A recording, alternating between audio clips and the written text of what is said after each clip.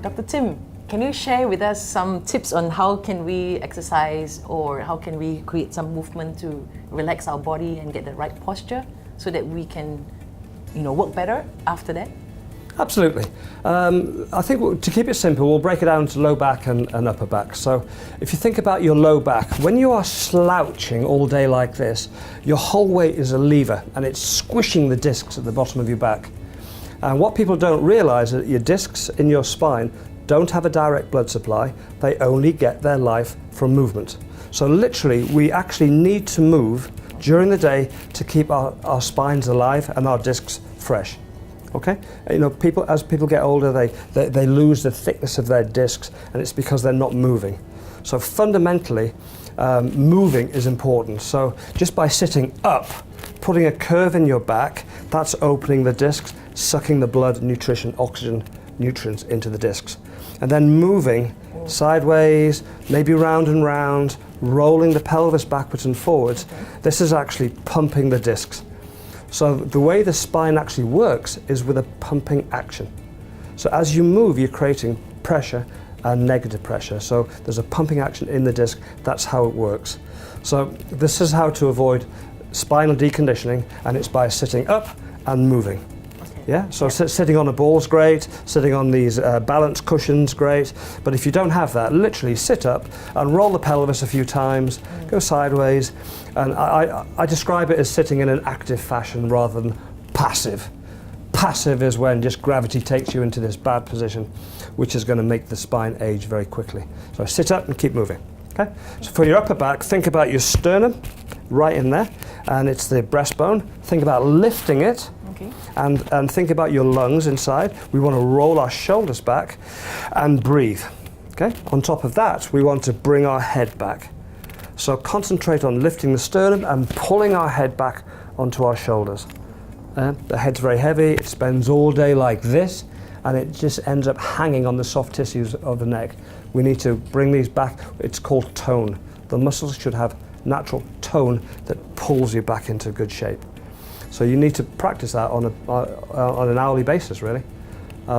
People, don't get lost in your computer. You need reminders. Wow.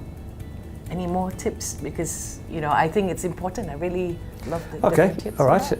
This is something that I teach everybody. One, two things. Simple things that you can engage in. Firstly, if you're sitting all day, your spine has gone to sleep. Your physiology has gone to sleep. There's probably blood pooling in your ankles. You've probably got, your discs are probably tired. You haven't been breathing properly. So have a ball at home, an exercise ball. When you get home, instead of just collapsing onto the sofa, just pull the ball out and just have a little bounce on the ball. Watch the TV, bounce on the ball. It's going to bring your spine back to life, and it's going to give you a chance of getting through life without your spine becoming increasingly more unhealthy.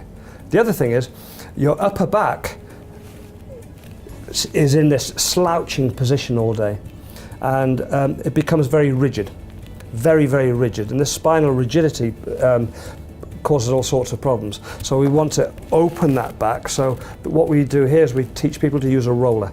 A foam roller, simple foam roller. You put it horizontal, you put it in your mid-back, and you extend over it. You spend your whole day in flexion. Flexion is for old people. We don't want to be old, we want to be young. Extension is for young people.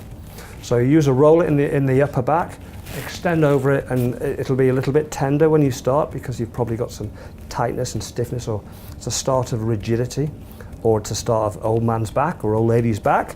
Yeah, we don't want that. We want movement. We want the spine to be soft and supple. And to do that, we can use a roller. It's a simple thing. For people with text neck?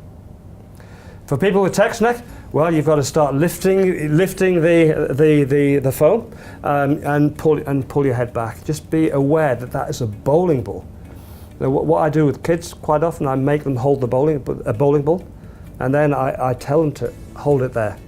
And after literally a few seconds, you can see their eyes popping open and their shoulder starts to quiver. And then I explain to them that this is what's happening in the neck. And if they do get text neck, it will become very, very serious.